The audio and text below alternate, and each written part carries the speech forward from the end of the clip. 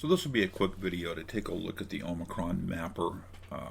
We found one of these in one of the two TRS-80 Model Is that came along with the LOBO hardware that I picked up over the weekend, and I didn't offhand know what it was, but it turns out it basically can remap memory in the Model 1 so that you can run CPM.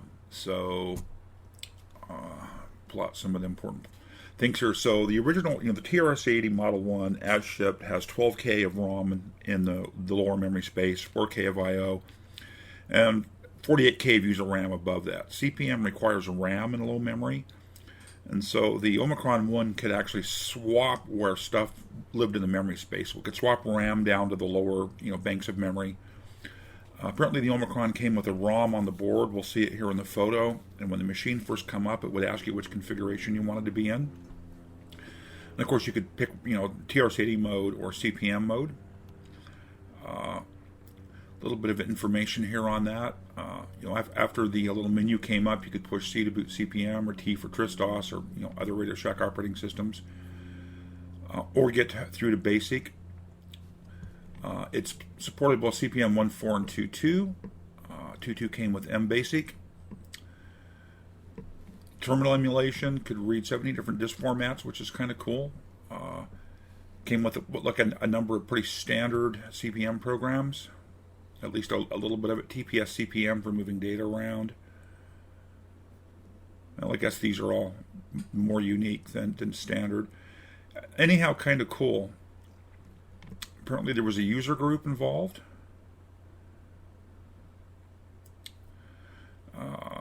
Apparently it maintained the standard 64 by 16 size of the TRS-80.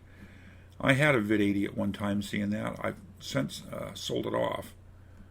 So anyhow, with kind of an introduction to it, let's jump over to some photos first.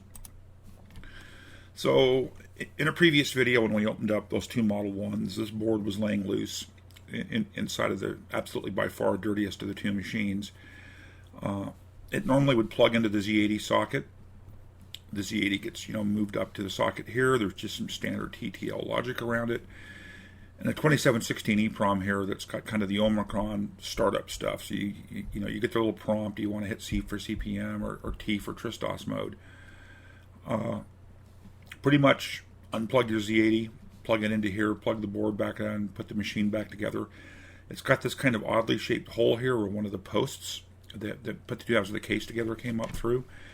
And it's got this wire that jumps off here that came out the back of the expansion port that I'm assuming, I don't honestly know whether it transferred a signal through to the expansion interface or was an additional ground. I don't really know. There was I briefly read through the manual for it, and it said there was someplace I read that there was a chip change that you made in the Radio Shack expansion interface. Well, if this will render, hello. Don't know why that photo's acting like that.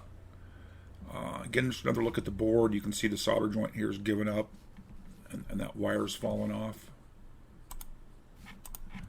Okay, that's a little irritating.